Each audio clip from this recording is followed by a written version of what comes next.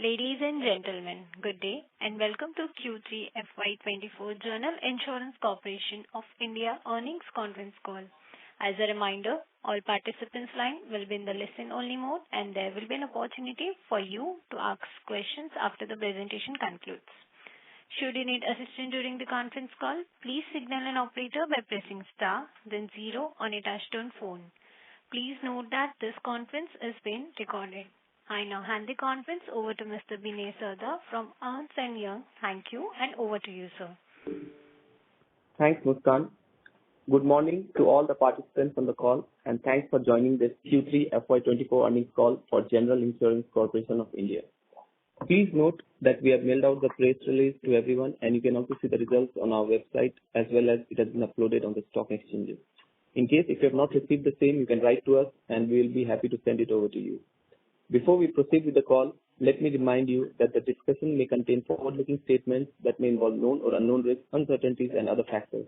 It must be viewed in conjunction with our businesses that could cause future result, performance, or achievement to differ significantly from what is expressed or implied by such forward-looking statements. To take us through the results of this quarter and answer our questions, we have with us the management of GIC, represented by Mr. Ramaswamy, Chairman and Managing Director, and other top members of the management. We will be starting the call with a brief overview of the quarter gone past, which will then be followed with a Q&A session. With that said, I'll now hand over the call to Mr. Ramaswamy. Over to you, sir. Good morning, everybody, and thank you for joining us for this call. I'm pleased to announce the financial performance for the quarter ended 31st December 2023. As we have mentioned in the past calls, that while achieving underwriting profits is paramount for us, we believe that this journey will unfold over time rather than in a single fiscal period. Over the past 3 years, we have diligently focused on consolidating our portfolio, discerning where our strengths are, and refining our business appetite. This consolidation has not only helped us in improving our bottom line, but has also equipped us with a clearer understanding of our own risk appetite and the market dynamics. Let me now take you through some of the key highlights of the financial performance.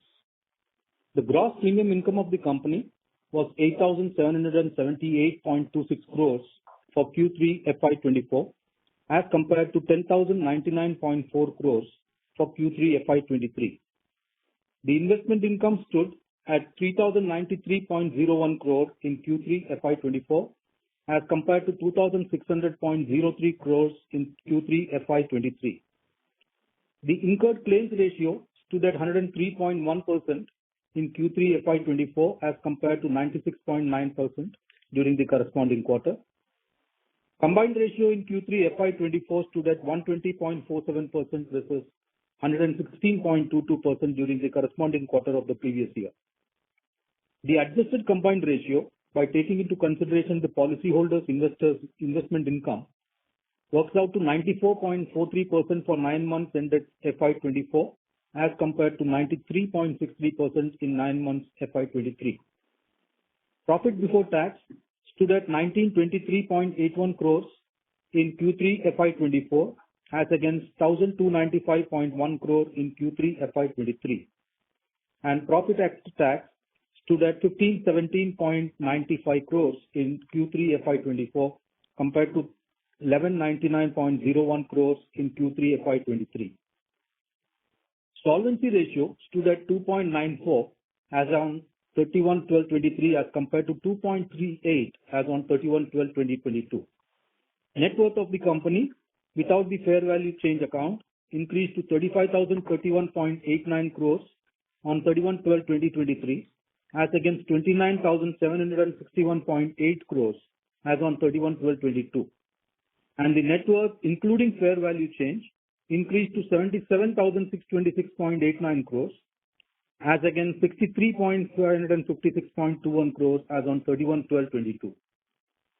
On the premium breakup, domestic premium for the 9 months ended FY24 is 19,579.91 crores and the international book is 8,878.20 crores.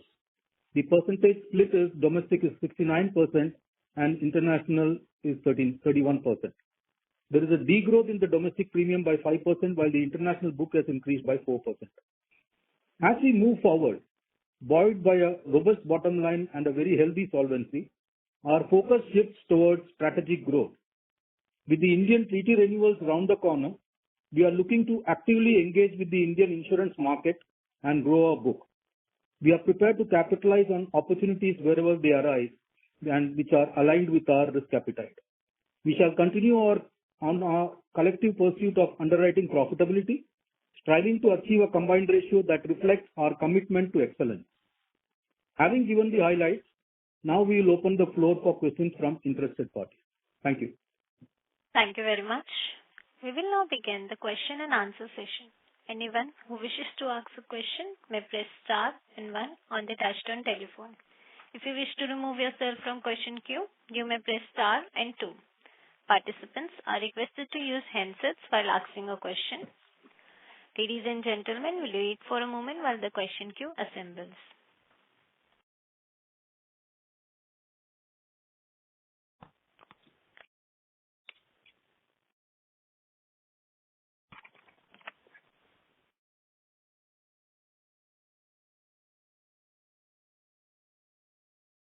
Participants may press star and 1 to ask question.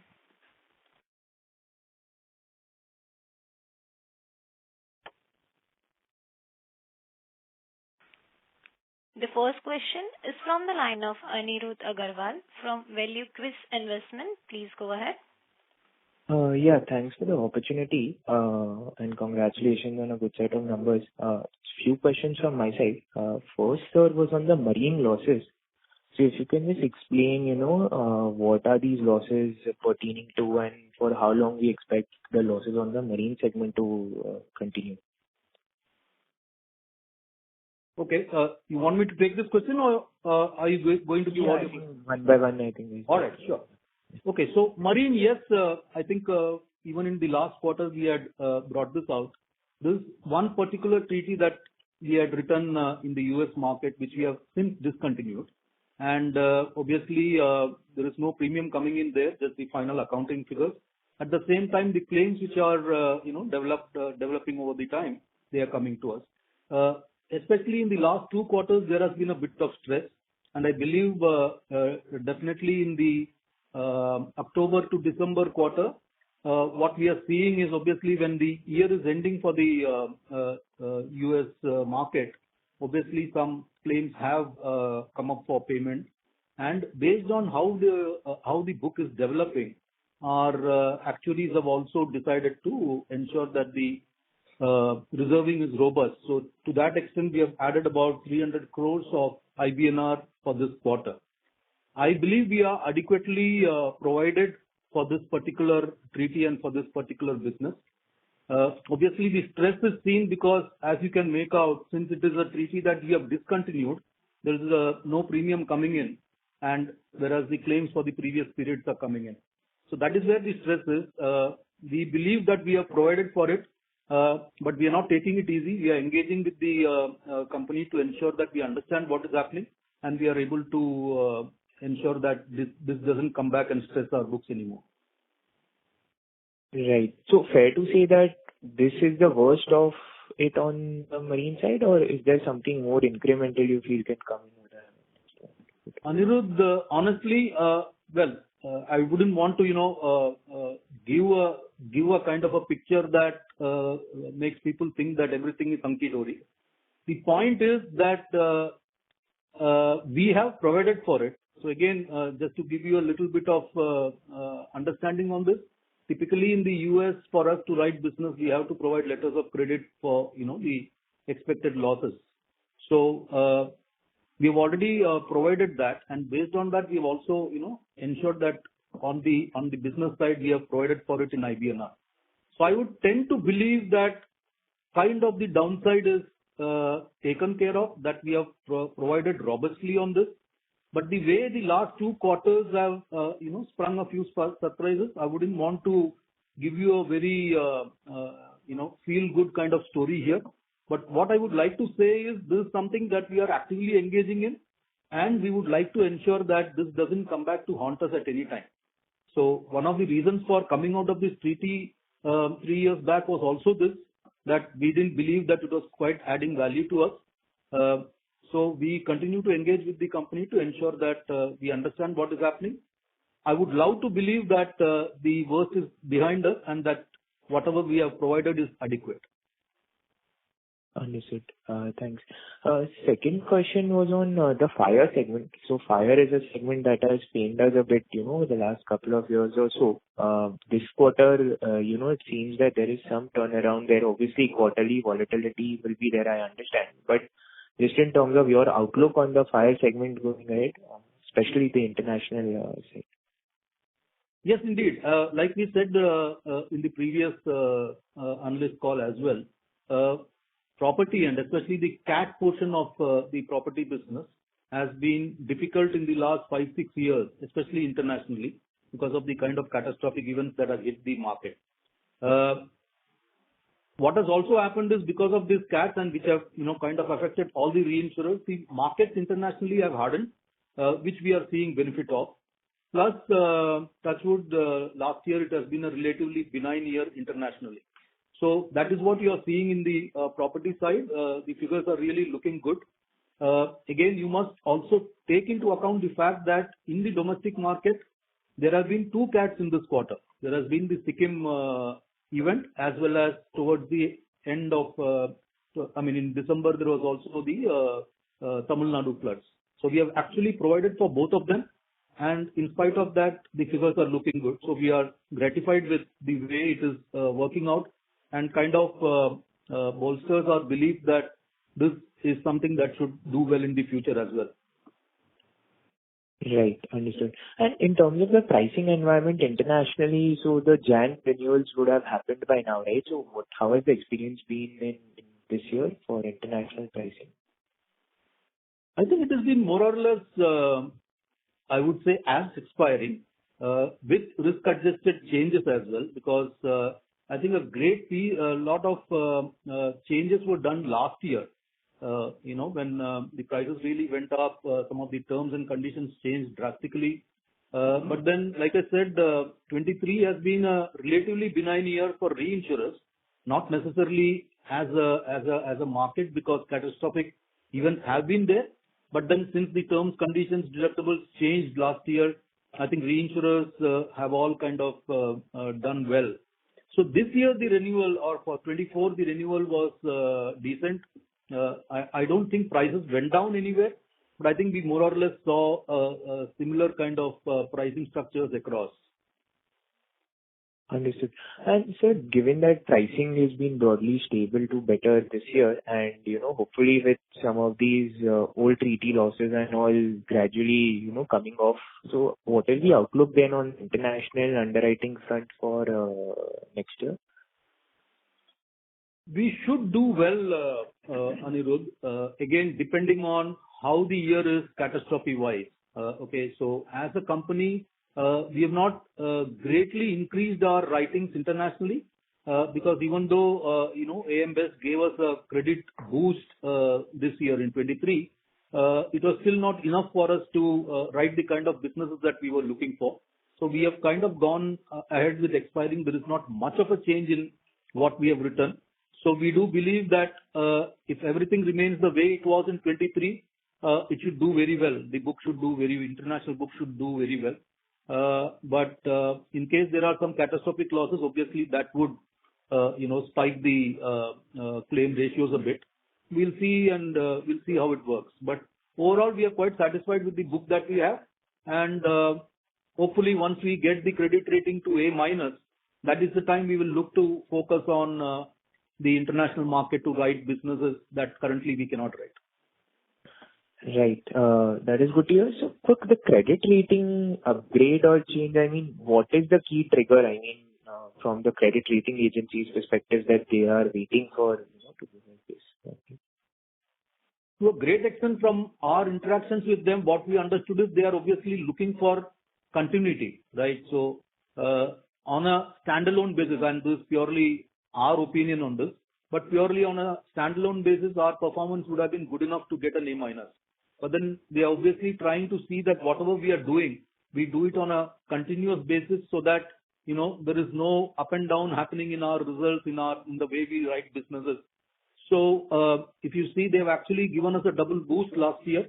From a negative outlook, normally you would go into a stable and then you would go into a positive outlook. They've actually given us a double jump. And the next way up is essentially an A minus. So we are very hopeful. Like I said, what they would obviously be looking at us is to ensure that whatever we have been saying over the last 3 years, we continue doing the same thing, we continue showing the same results, and there are no further shocks to our balance sheet or our system that they do not want to see. So if we can do that, I do believe, I mean, this is our strong belief. I'm not trying to influence their thinking, but it's our strong belief that we should be able to get our rating this year. Perfect. Perfect. And just last couple of questions. On the domestic side, sir, this combined ratio being slightly higher this quarter is a function of the two catastrophe events that you spoke of, or anything else to lead into? No, it's basically that. It is basically that. There is a little bit of increase in motor and health as well. But that is normal. That is something which has happened in the market. If you see the entire insurance market, the motor loss ratios have gone up, so has the health. It's a normal function. And for us, motor and health are basically a major part of that comes from obligatory. So we kind of reflect the market performance here. So though they have gone up slightly, which has added to the, the combined ratios going up. But majorly it is because of the two cat events that have happened in this quarter. Right. On health, sir, I mean, we've seen all the players, including the SAHIs, the loss ratios have been fairly elevated despite all the price hikes that those players have taken. So, as the leading reinsurer, is there anything that we can do to influence on the health side higher? Obviously, we had used that lever a couple of years back, which had worked out well. But on health, is there anything as a reinsurer that we can do to influence? Not as a reinsurer, Anirudh, but as a market, I guess, and I think that is happening also. I guess more and more people need to be insured now, so that gives us a better spread. What we have seen now till now is, post-COVID, obviously COVID was a big event, losses went up. Post-COVID, I think what has happened is the ticket size has gone up. What used to be earlier a 1 lakh, 2 lakh, 3 lakh cover has typically gone up to a 5 lakh, 10 lakh kind of cover which people are buying today, which is good. So, you're really buying higher limits, so higher premiums are coming in, so you can pay off the losses. What is more important is that more people start buying, so that you have a lot of people in the pool. Some of them get, or make claims, and that gets paid. I guess as more and more people join the pool of insured, I think that is when the business will also look good. Got it. Sir, on the investment book, just wanted to try and understand our overall investment book and philosophy. So, if you can just share, what the total investment book is for us as of date, what percentage of that would be equity, and any unrealized, what is the sort of unrealized gains MTM that we would be sitting on? Sure. So I'll get my investment team to discuss. Jayashree Ranade, who is the JM in charge, and Radhika Ravisekar, who is the Chief Investment Officer. They'll address this question, Anirudh. Yes. Good morning, Mr. Anirudh. Our CIO Radhika will just explain to you about the investment book value for the quarter. Yeah. The investment total book value stands at 93,108 crores, sir. Out of which fixed income securities is around 73.44%. Hello? And equity is 15.70%. Fair value. That's the fair value, 15. And fair value is 14,620 crores. And the market value stands at 57,200 crores for the equity portfolio. So, this 14,000 crores of equity is at cost and 57,000 crores is the market value of the portfolio. Yeah, market value. 57,200 crores is the market value. And 14,620 is the fair value, book value. Okay. So this 43,000 crores of unrealized gains that we are sitting on, if we decide to book capital gains, then all that comes into the P&L over a period of time. That's correct? Yeah, it's true. It's true to an extent, but yes, as per IRDA format, we had to show it as fair value change account. This is how it is. And of course, this is unrealized gain, as you are aware. And over the years, we are holding this stock. So like all other, investors, GI series unrealized gain, that amount shows. Yeah. Okay. Okay. But there is no thought process right now in terms of, booking additional capital gains or, taking some of this, because obviously, I mean, the portfolio has done very well in last 1 year or so.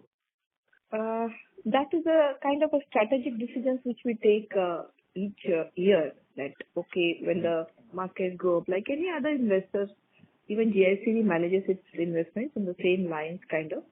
Market movement, sectoral analysis, fundamental analysis, and based on that, the purchase and sale decisions are taken. Yes, you're right. To an extent, yes, as and when market goes up and whatever based on the market movement, we will definitely take the gains into books of accounts.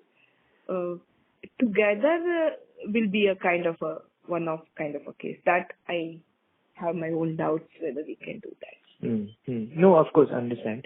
And final thing on this quarter, is there any substantial capital gains that we are seeing, or is it largely dividend and interest income in the investment income for this quarter and 9 months? If you can just share the split. Yeah. Our Dividend income. for this up to this quarter, roughly 3,000 crore is our profit on sale of investments. Yeah. And the 4,809 crores is income excluding the profit on sale of securities. Okay. This is for 9 months of FY24. Yeah. Yes. 9 months. And last year, same number for 9 months would have been? 4,081 excluding profit.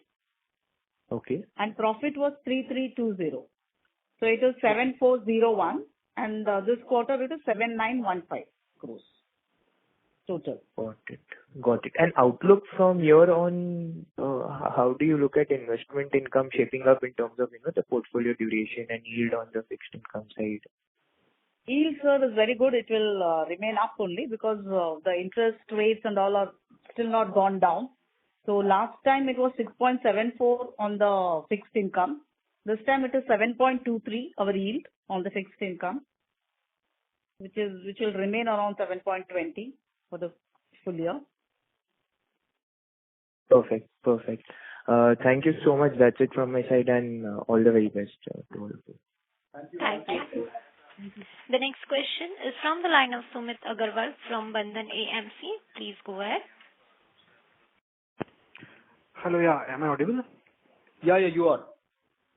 Hi, good morning, sir. Thanks for your time. So just taking from the investment question, you said 723 is the yield right now on the fixed income side. What would be the rough duration of the book, sir? 4.7. 4.7 is the duration. Okay, sure. Secondly, if I look at the press release which talks about net worth including fair value change and net worth excluding fair value change, the difference is about 42,000 crores roughly. Yes. And as explained earlier, the difference into book value of equity and the market value of equity, that number is somewhere around 53 or 54,000 odd crores. So where does the rest of the amount goes actually? Is there some part of equity which does not get accounted in the fair value change? No. Actually, book value of our investments is 14,620 for the quarter ended, and market value is 57. Correct. So the difference is around that. So here also fair value change account is 42,595, which we have calculated, and overall net worth including fair value is 77,626. So this is how the calculation is done. So Fair value on equity, the fair value that you see on the equity side is what is added up to the fair value of when you are calculating the net worth as well. It's the same figure. Yeah, if I can just recap. So right. My question is, what does this fair value represents in the net worth? So this is roughly 42,000 odd crores. Yes. What are the large component of this? It Fair is value the change equity. account of equity. The fair value change account of equity is what is reflected here in the net worth as well. Exactly. So, the point is the difference between book value and market value, not Yes. that number is a larger number than 42,000 odd crores. That means not entire part of the 53,000 crores is getting accounted in fair value. So is there some portion of the equity which generally is not get classified in the fair value change account? No, I don't think. Let me come back with the figures again. Yeah, give the figures again. Yeah. Okay. Market value is 57,200, right? For equity. And 14,620. So roughly 42,580. Okay, 57,200. Okay, I thought you were saying 67,200. Okay. Right. Sure. Is right? No, I get it, sir. I get it. Thank you. Yeah, please. Second question on solvency. So when solvency is getting calculated, does it takes into account the fair value change? No, it does not. It does not. This is on book value. The solvency is on book value. Yes. Okay. Yes. And sir, last question.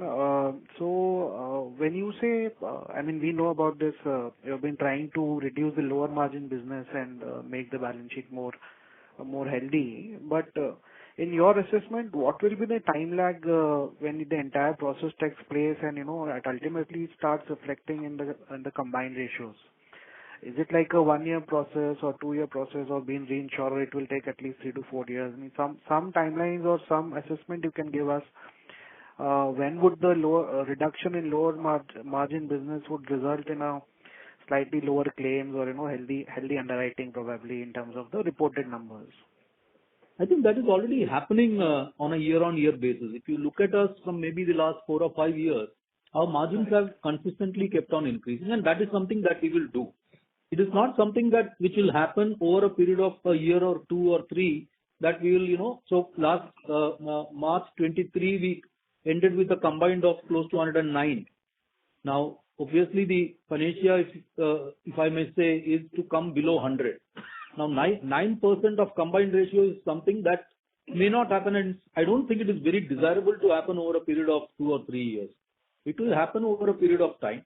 Idea is to keep on improving, right? So, unfortunately, what is also happening is maybe when we are in the process of improving, there are some unfortunate spikes which do come up. For instance, this year there are 2 catastrophic events which are, while they are not large enough, but they are medium enough for us to have to provide for it, and it does come into our books. It does spike our claim ratios a bit. What we are comfortable with is the kind of book that we are writing today. We believe that we should not be getting any kind of bad losses going forward. That is the comfort that we have. So to that extent, we have de-risked our book. As the markets improve, so obviously the international market has improved because of the kind of losses that have happened over the past few years. We are getting the benefits of that. If you see the property ratios internationally, they are quite good now. The same will happen for the Indian market, right? So as a market, we need to improve. What you need to also realize is GIC as a reinsurer, as an Indian reinsurer, writing 70% of its book in India, there is only so much we can do to ensure that we are doing a combined of 100, because unless the market also comes with us on that journey, it may not be workable. So the market today typically works at a combined of anywhere between 115 to 120. In that, GIC actually is doing much, much better. If you're looking at my domestic combined, it's close to about 103. So actually, I'm doing much better than the market. So that is something that we will continue to do. When we write business in this market, we really try to discern the good underwriters from the bad, and try to write more business with the good underwriters, with the good companies. That is something that we have continued to do. We'll continue to do. For us, honestly, this is not something that we are keeping a target of 2 years and saying that is where we need to reach. We are saying this is a journey, and we all need to understand that in this journey we need to continuously improve, and that is something we are committed to. Great. Okay. Very helpful, sir. And one more thing, last one from my side. The press release talks about combined ratio and adjusted combined ratio. So can you please clarify how is it calculated actually? So the combined ratio is essentially the actual business figure, which is premium less claims less acquisition costs, which is the combined ratio. What happens in a market like India is the premium comes upfront. I think I've spoken enough on this. The premium comes upfront, the claims happens later, a float gets created, and that float is essentially of policyholders' funds, as we call it. And whatever investment income we generate out of that, we try to apportion it back to the business that we are writing. So if that investment income is taken, so the combined ratio with investment income is something similar to the combined ratio when we look at our operational profit. Okay. Yeah. Okay. But the book value of investments which we referred to in some time back, entire of that would be belonging to the shareholders, right? That would No. There will be there is policyholders funds and there is shareholders funds. So shareholders funds typically would be the net worth kind of a thing. That will be the amount, and the balance will be your policyholders funds. Essentially, the money that I am holding because of the business that I am doing, obviously money comes up front, the claims happen at a later stage. So the money that is with me during that course of time is what is giving me the investment benefit, which I am passing on to the benefit of the business. Okay. I'll come back to you on this, sir, maybe separately. Sure. Thank you. Thank you.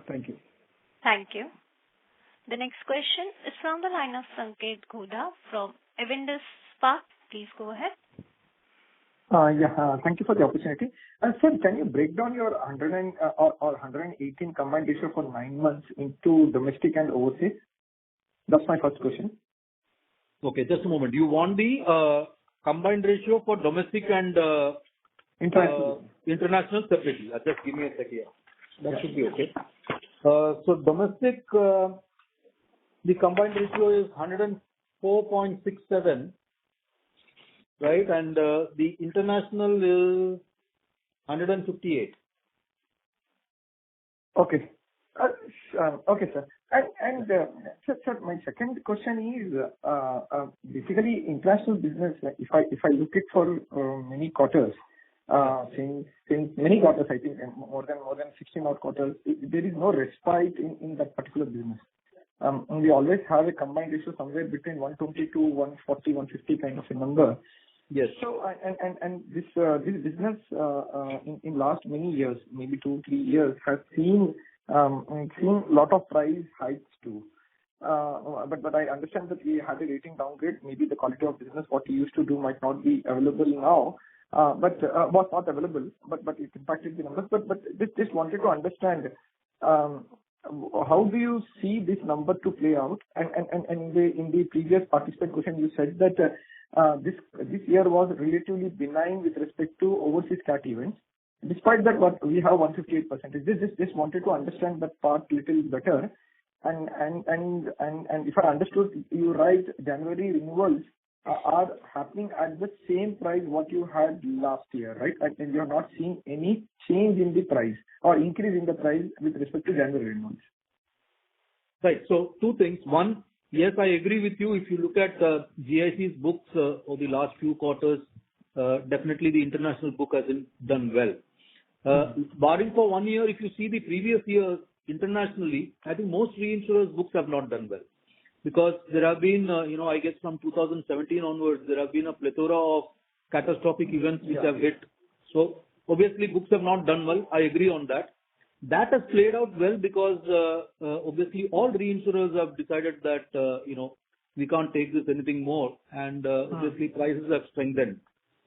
We are slightly behind on that. Simply, yes, you got it absolutely spot on when you said because of our credit rating, we have not been able to kind of access some of the better performing treaties in the market, but hopefully going forward we will do that. In this particular year, in 23, that is, actually our book should have been very good. The international book should have really given us a good profit and worked well for us. But unfortunately, this particular treaty that we had written in the US has kind of come and hit us. So if you see actually the property internationally is doing well, but it is the motor and marine, which is what this treaty was all about, is actually doing badly. Like I said to the earlier person as well, why this is looking so stark today is because in both these portfolios, there is no new premium coming in because we have stopped that treaty. Now, in case the premium was there and the losses were there, this would actually look decent. Yes, it would not look very great, but it would still be decent. But at this point, we have actually taken the call to come out of the treaty, so there is no premium, but the losses are there, which we continue to pay, right? I think from a long-term perspective, that is good because we have actually come out of a treaty which, going forward would have been troublesome for us. So maybe the troubles we are taking today, going forward, this shouldn't, trouble us. Once we get the rating back, we can also access some of the better quality treaties that are available in the market, and things should be better. So these motor and marine, what you said, have completely run off? Means are you expect still IBNR to be there in these two treaties and claims can come? Or you think everything, most of the claims have been serviced and incrementally will not see pain in these two treaties? So they are provided for. There is an IBNR component in this treaty. So not everything is paid for, but then I would tend to believe that a significant portion of it is definitely provided. I'm just being very cautious here because I don't want you to feel that, tomorrow, see, after all, it is a treaty. There could be, because treaties typically stay alive about 3 to 5 years, especially these kind of treaties. So we are trying to just say that we have provided enough. Our actuaries have been completely going through the book. We have spoken to the people concerned in the market as well to understand what we should expect from this. Like I said, in the US market for GIC, we have to provide letters of credit for, the kind of claims that are expected, including IBNR. So we have already provided that, and keeping that in mind, we have done our provisions in the book. So we believe we are good, Sanket, but I do not know whether anything small can come up in the future as well. At this point, we would tend to believe that we are safe. But sir, you discontinued this treaty somewhere last year. So which means that, as you said, treaty typically runs for 3 to 5 years. So if you are fully provided, incremental pain should not come. But if there are some negative surprises, this treaty can throw up some more pains going ahead. That's the way I need to understand it, right, sir? Yes. So we stopped this treaty in 21. So typically you would expect that, it would run till about 25 at least, for all the claims and things like that to come in. Being motor and marine, basically we would expect that. Like I said, we've kind of provided for everything that we believe is the losses that can come in. Basically because cedents there would not want to take that on their balance sheet. They would want to ensure that we provided the LCs for what they believe are the claims that should come to us. So we believe we are fine. Like I said, anything new coming up in the market in the next 2 years might come to hit us, but we believe we are that much more safer as of now. Got it, sir. And second, the next question I had was, sir, that typically if I look your FY22 and FY23 trend, your fourth quarter combined ratio is meaningfully superior compared to what you report in 9 months. For example, in fourth quarter, you reported 74% combined of FY22, and last year it was 89. And it materially changes your full year number as you report this kind of a number. So just wanted to understand that there is some kind of a provisioning reversal which happens in fourth quarter, and that benefit gets reflected in the full year. And can we expect a similar trend to play out? 9 months number are 118, but for full year, the overall combined could be materially better than 118 what you have reported in 9 months. So coming back to your question, yes, normally our fourth quarter figures are better than the other 3 quarters. There are a couple of reasons for this. One is, of course, if you typically see the fourth quarter is a relatively benign period of the year, both in India and internationally. So we don't expect normally any major catastrophic claim to come in. So that, of course, helps us very well. Second is, again, from a perspective of accounting, a lot of accounting happens on the fourth quarter because that is when a lot of things also come in from the cedents themselves. A lot of accounting entries come in, then a lot of things get adjusted.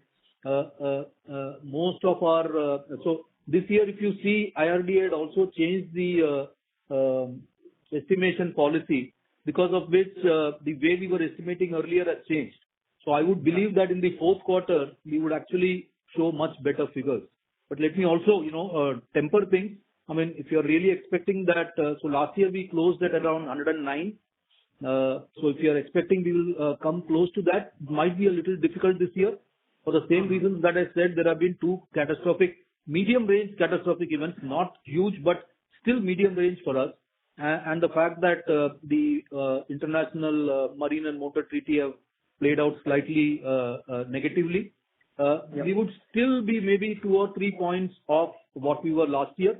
But you are right. I think fourth quarter will be much better than what we have seen in the first 3 quarters. Got it, sir. And sir, one thing, if you can quantify the cat losses, absolute rupees crores, both from domestic and overseas, if any, in the current quarter, absolute amount, how much you have taken a hit. If that hit would have not come, then what is the likely combined loss there? So typically, Sikkim we have provided about 850 crores, 838 to be very precise. Cyclone Michong, which is the Tamil Nadu floods, we have, I think we have, 754 crores is what we have provided. So both put together is around 1600 crores of IBNR that we see in these two cat events which have happened in this quarter. So that is the substantial figure I'm talking about. Both were provided in this quarter itself. Sikkim actually happened last. No, it happened this quarter. Oh, okay. This quarter, if you see. Yeah. And we've also added another close to 300 crores of IBNR for marine, like I said, based on how the quarter 3 and 4 have worked out. So actually speaking, we have almost added about 1900 crores of IBNR in this quarter. And I believe that is good because, that makes our reserving very robust. Obviously, it means that we don't have any nasty shocks coming in at the end of the year. And nothing in overseas cat events, right, sir, in this current quarter? No. Nothing overseas, no. We have not added anything in this quarter, no. Okay. And just two more. One is, sir, in crop, for the quarter, the growth is lower or its decline is largely because of the accounting change you alluded to, right, sir? Because you are now recognizing not on estimation basis, but on actual basis. That year, and of course also what we must realize is in the corresponding quarter last year, there was actual bookings of crop that got booked in the third quarter last year.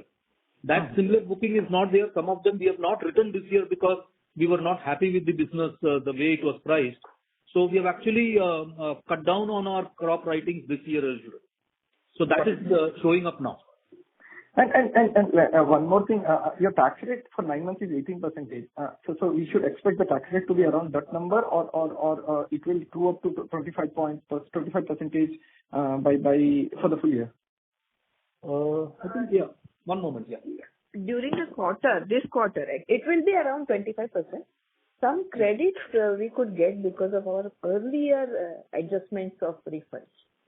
It was part of our books of accounts, but we had not brought it into P&L. So the amount was adjusted in this quarter, and hence the slight reduction in the tax rate, this tax percentage you can work out. But more or less it will be 25% by year end. Of course, this credit will carry on. Around 152 crores credit was taken this time. Okay. And ma'am, in shareholders account other income, the number around 419 crores seems to be much higher than usual run rate what we report. What led to that jump, ma'am?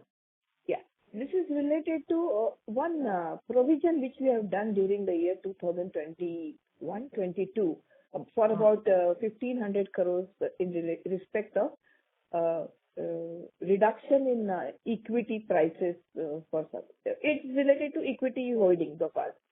So, since the markets have come up slowly, steadily, this calculation keeps on happening every quarter, and there is a reverse, write back of this provision to the extent of this amount.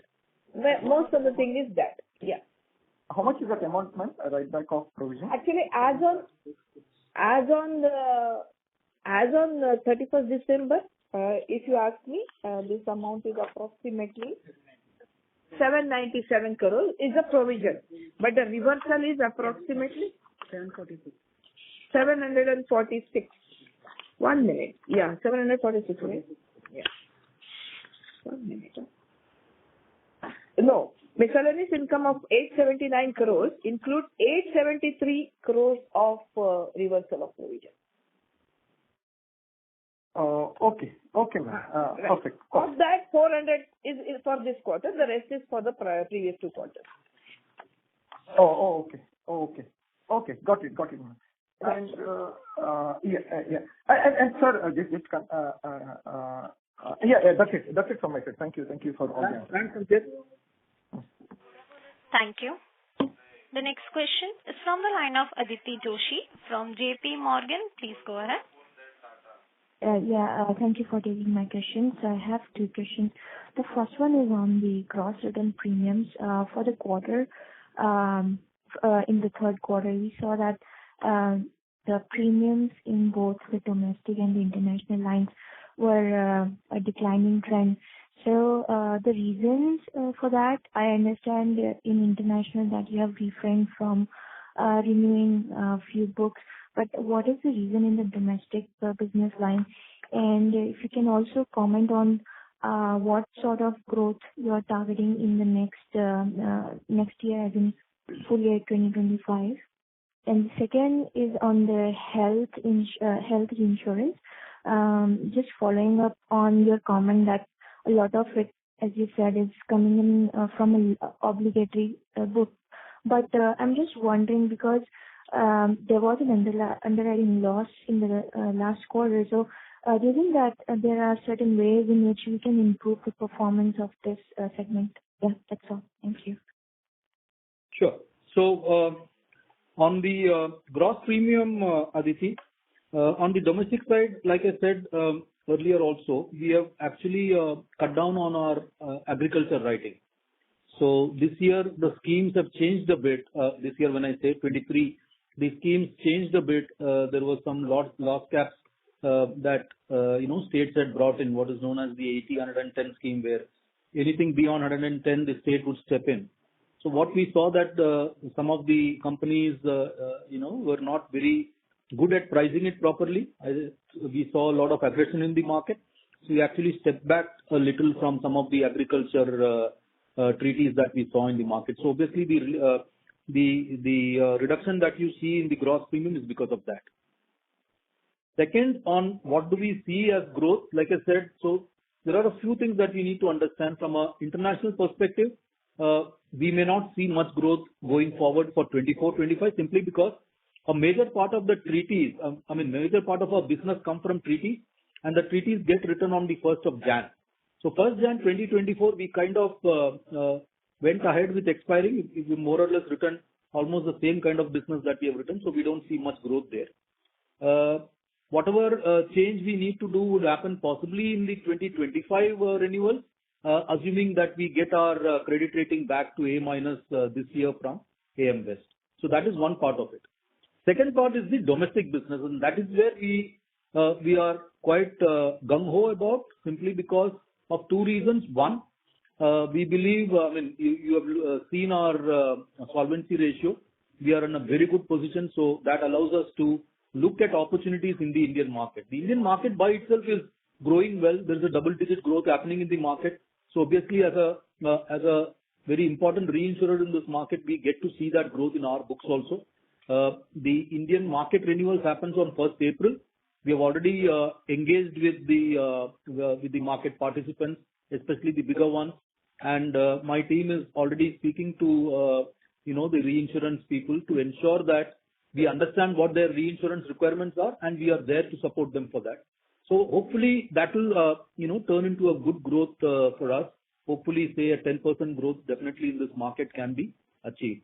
So that is what we will be looking for from a growth perspective going forward for 24-25. On the health front, I think, like I said, a major part of that, for us comes from obligatory. So there is nothing much we can do in pushing the loss ratios lower. We are of course talking to industry participants to understand what is happening. And like I said, one of the things that came out was the fact that, there is one good thing happening, which is that the ticket size is going up. What used to be earlier 2 lakh or 3 lakh kind of a purchase of health cover is now changing, where people are more interested in buying a 5 or 10 lakh cover. The advantage of that is you are getting a higher premium, not necessarily that, claims would reach that level. So that is a good point. But more importantly, for this sector to work better and for it to be, properly diversified, you need more people getting into the pool. And I think that is what the market participants are doing. In multiple ways, they are trying to get more people to buy health covers. Once that happens, then I think this book will look good. Okay, got it. Thank you. Thank you. Thank you. The next question is from the line of Avinash Singh from MK Global. Please go ahead. Yeah, hi, sir. Good morning. So the first question goes around the risk management. So if we were to say, two parts to it. One that, just not a matter of quarter or 1 2 years, almost for last 7 8 years, international business has been a pain point. Now, for a regional perspective, it's a sort of obvious argument that you need to be geographically diversified. But it seems that this diversification is not working. Like 7 8 years in a continuous row when the price environment has hardened, there have been good, bad, ugly years, yet a very, very big loss.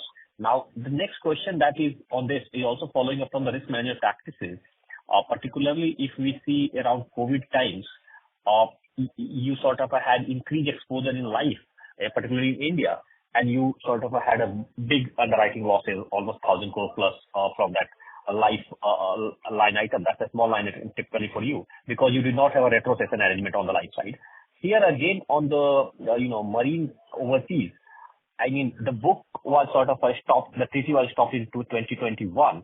So of course you would have IBN at that time, but yet in FY24 you are seeing in 2 quarters, 9 months, 2,500 crore, cost or rather, providing for those treaties, and almost like, your claims ratio are going. So now again, question here is that wasn't there a sort of a retrocession cover for these kind of policies? So the question here is that, okay, what kind of a retrocession policy do we have? Because it seems that, okay, a smaller line item that claims ratios or absolute claims are going through the roof. And if that is sort of the case, what are our sort of retrocession policies? And then also that what is our thought? Because it's not 1 2 years, almost 7 8 years in a row, and international business is just a pain point. So what is sort of our thought process there? Right. On the international side, I've already said, yes, it has been a pain for the last 7 8 years, but, it's not really only been for GIC. It's been for across, all reinsurers have felt that pain. And that is where the changes happened. The changes happened typically only last year. Otherwise, as a reinsurance fraternity, we have been very kind and we have been very tolerant about all the different losses happening. Maybe these losses were happening across, so any one particular geography couldn't have been identified. So, it has happened. What we typically in this trade call as a soft market cycle. So that market cycle continued for a very long time, and now maybe from last year it is slightly hardened. And I think that hardening is continuing. People have begun to realize. So I think the effects of that, the results of that would ideally come going forward. It should have come this year, if not for, the negativity which was caused by marine and motor for us. Otherwise, honestly, this year the foreign book should have turned, and maybe even the combined would have been below 100 as well. So that, yes, the point well taken about retrocession. But again, retrocession is something that we very clearly make it a point to understand our exposures and take retrocessions where we believe it would come and hit our balance sheet. Now, if you see GIC with the kind of size that it has, both in the kind of business that we do and the kind of balance sheet strength that we have, honestly, for us to go into the market looking for retrocessions very low down doesn't work for 2 reasons. One, there is a reputation risk here. When you try and buy a retrocession very low down, people get the feeling that you possibly don't understand the business that you are writing. So you're trying to pass it off to reinsurers. So that is something that we don't want markets to, take from us, number one. Number two, more importantly, is the cost.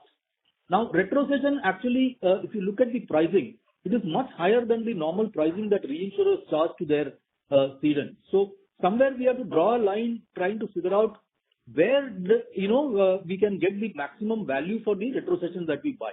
So as a matter of principle, GSE normally buys retrocession to protect its balance sheet from a really bad loss. Otherwise, we normally what we tell ourselves is that we should be in a position to manage it from our day-to-day business. And that is what we do. If you look at our business also, in spite of, these two cat losses happening in India and this motor and marine binder working adversely, we still are showing decent profitability figures. So that is what we would like to see, that, the P&L shouldn't get affected very badly. It definitely shouldn't come and hit our balance sheet that our assets are affected badly. Those kind of losses we will obviously try to protect with our retrocessions. Otherwise, honestly, from a pricing perspective and from a reputation perspective, buying retrocession lowdown doesn't really work. Okay, thanks. But again here, just two follow-ups. So one, again on the international, of course, in this same 7-8 years, barring maybe a few quarters, the global bigs like a Swiss, Munich or Hanover, the top 5 ones, they have done kind of a 100, some 100 kind of a combined ratio in these 7-8 years. Whereas our combined ratio in international is almost like for last 7-8 years is like 115 plus. So definitely there's a big gap. So we cannot sort of explain it with what is happening in those markets. That's one. And of course, I'm not questioning about domestic, because domestic more or less you have two advantages, that even if it's a higher combined ratio, your float income is pretty high in domestic. So domestic can operate it to a different. My question always has been overseas, because your investment returns are also poor generally in overseas book.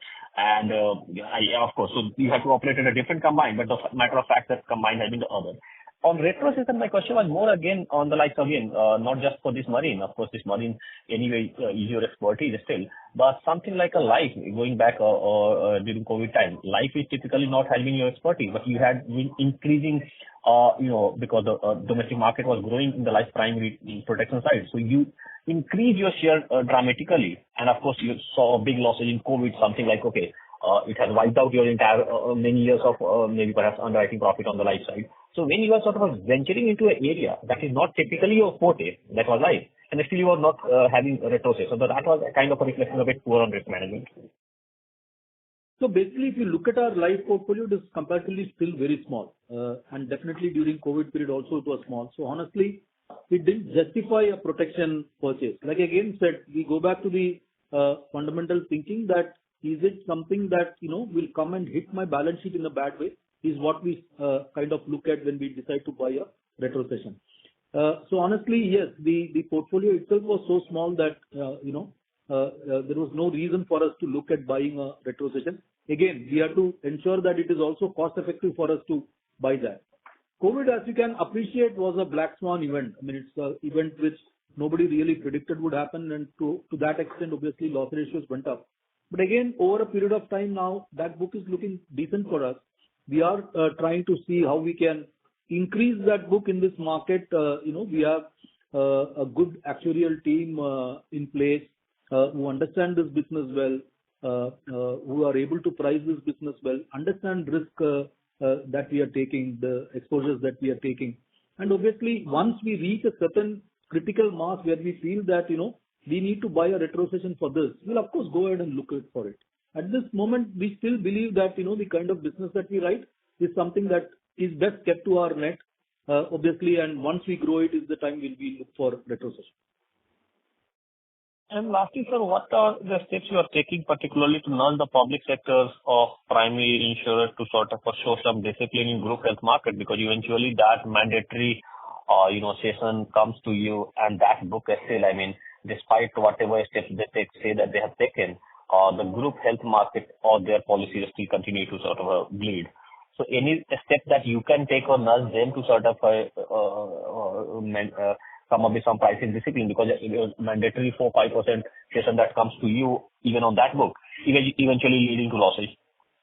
Anything on that? So what we do is, so we do engage with them actively to understand what they are writing, and where we can help them there, and whether we can price it for them and help them in claims management and things like that. I'll be very honest to say that just having a 4% share for us to push for any changes doesn't really work. If the company tomorrow decides to retain 96% to its net, just on the basis of the 4% that it is ceding to me, I cannot really push for changes in terms. But typically what happens in group health is it is comparatively bigger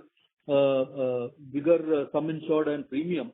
They normally look out for some kind of reinsurance support other than obligatory. So that is where we step in. And it's not necessary that we write everything, but there might be some other reinsurer would also go and support them. So that is the area where we can push and try and ensure that, rates become better.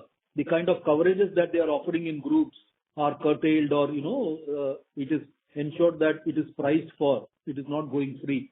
So those kind of things we do, not so much as a obligatory underwriter, but more as a reinsurer in this market who understands how these group schemes have worked in the past.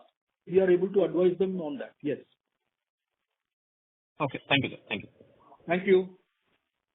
Thank you. The next question is from the line of Karthikeyan, an individual investor. Please go ahead. Hi, good morning to all. Morning. So I have a couple of questions. First is the credit rating. I mean, congratulations that we got upgraded.